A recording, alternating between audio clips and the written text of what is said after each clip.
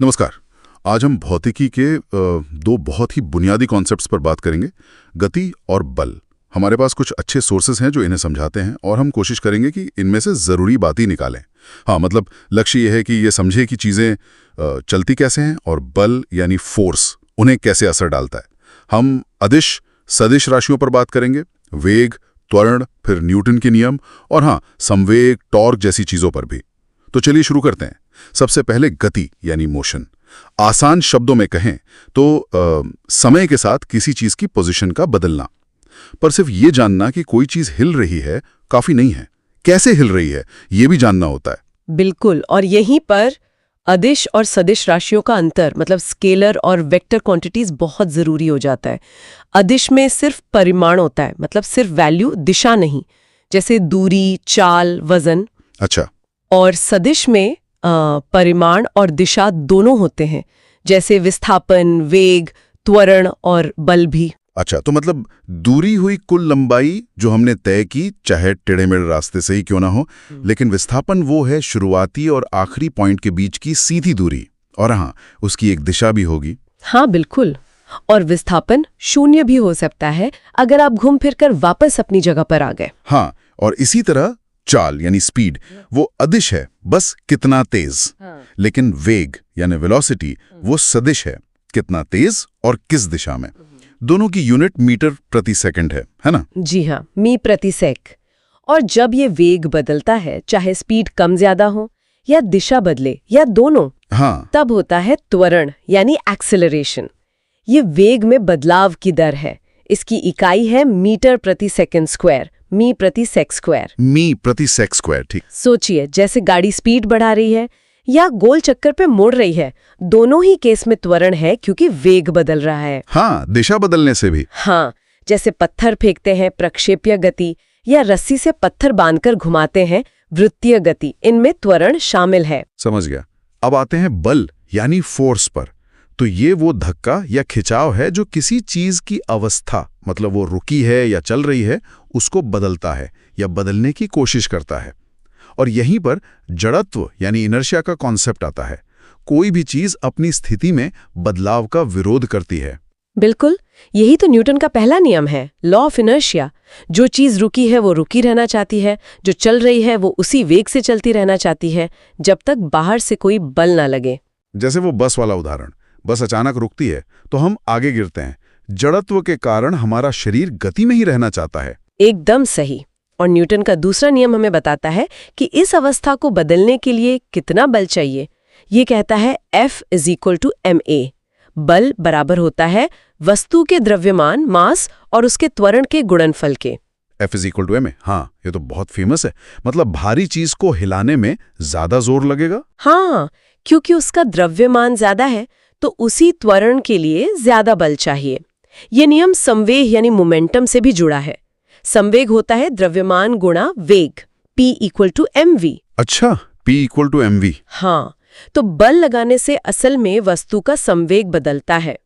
दूसरा नियम यही कहता है, बल संवेग परिवर्तन की दर है। और तीसरा नियम, वो क्रिया प्रतिक्रिया वाला? जी, हर क्रिया की बराबर और विपरीत प्रतिक्रिया होती है, एक्शन रिएक्शन। जैसे हम चलते हैं तो जमीन को पीछे धकेलते हैं और जमीन हमें आगे धकेलती है। या बंदूक से गोली निकलती है तो पीछे झटका लगता है। बिल्कुल, क्रिया और प्रतिक्रिया हमेशा अलग अलग चीजों पर लगती है, ये ध्यान रखना जरूरी है। और इन नियमों का एक बहुत महत्वपूर्ण नतीजा है संवेग संरक्षण का सिद्धांत, मतलब कंजर्वेशन ऑफ मोमेंटम। अगर किसी सिस्टम पर बाहर से कोई नेट फोर्स नहीं लग रहा तो उसका कुल संवेग हमेशा स्थिर रहता है, बदलता नहीं। जैसे कैरम बोर्ड पर स्ट्राइकर गोटियों से टकराता है। हाँ, या बिलियर्ड बॉल्स की टक्कर। टक्कर से पहले का कुल संवेग और टक्कर के बाद का कुल संवेग बराबर रहता है। अच्छा, और कुछ और कॉन्सेप्ट्स भी हैं, जैसे आवेग यानी इम्पल्स। हाँ, आवेग होता है जब कोई बड़ा बल बहुत थोड़े समय के लिए लगता है। ये बल और समय का गुणनफल होता है। Impulse = F ΔT। ये असल में संवेग में बदलाव के बराबर होता है, जैसे क्रिकेट में बैट से बॉल टकराना या हथौड़े से कील ठोकना। जोर का झटका, धीरे से नहीं। हाँ बिल्कुल। और वृत्तीय गति के लिए, जैसा हमने कहा, एक बल चाहिए जो हमेशा केंद्र की तरफ लगे, वो अभिकेंद्रीय बल यानी सेंट्रीपेटल फोर्स है। ये चीज को गोल घुमाता है। हाँ, और इसके विपरीत एक अपकेंद्रीय बल या सेंट्रीफ्यूगल फोर्स की बात होती है। ये असल में कोई वास्तविक बल नहीं है, बल्कि जड़त्व के कारण महसूस होने वाला बाहरी खिंचाव है जब हम घूमते हुए फ्रेम में होते हैं। जैसे वॉशिंग मशीन ड्रायर में कपड़े बाहर की तरफ चिपक जाते हैं। हाँ, या दूध से क्रीम निकालने वाली मशीन, वो इसी आभासी बल के सिद्धांत पर काम करती है।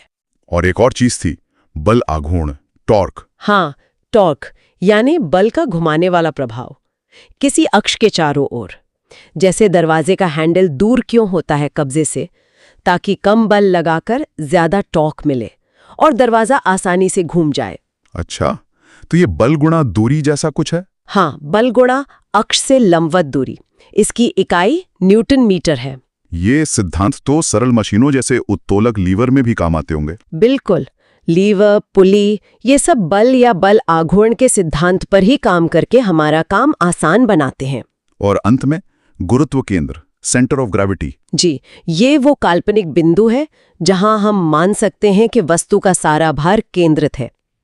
किसी चीज का संतुलन स्थायी है, अस्थायी है या उदासीन, ये उसके गुरुत्व केंद्र की स्थिति पर निर्भर करता है। मतलब स्टूल सीधा खड़ा है तो स्थायी संतुलन में है? हाँ, क्योंकि उसका आधार चौड़ा है और गुरुत्व केंद्र नीचे है, थोड़ा हिलाने पर वापस सीधा हो जाता है।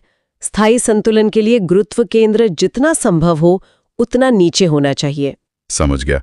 तो कुल मिलाकर हमने देखा कि गति को समझने के लिए विस्थापन, वेग, त्वरण ये सब जरूरी हैं और ये अक्सर सदिश होते हैं और बल इन गतियों को बदलते हैं, जैसा न्यूटन के नियमों में बताया गया है। हाँ, और फिर संवेग, आवेग, टॉर्क, गुरुत्व केंद्र जैसे विचार हमें इन इंटरैक्शंस को और गहराई से समझने में मदद करते हैं। सबसे अच्छी बात यह है कि ये सिद्धांत कितने यूनिवर्सल हैं। बिल्कुल, रोजमर्रा की चीजों से लेकर ग्रहों और तारों की गति तक सब इन्हीं बुनियादी नियमों पर आधारित लगते हैं। ये सच में फिजिक्स की नींव है। यहाँ एक विचार आता है जो शायद इन सोर्सेज में उतनी डिटेल में नहीं था, लेकिन सोचने लायक है कि असल दुनिया में जहां हवा का प्रतिरोध होता है, सतहों के बीच घर्षण होता है, वो इन आदर्श नियमों को कैसे प्रभावित करता होगा, क्योंकि घर्षण तो हमेशा गति का विरोध करता है। असलियत में चीजें इन नियमों से थोड़ा अलग व्यवहार करती होंगी, है ना? इस पर भी सोचना दिलचस्प होगा।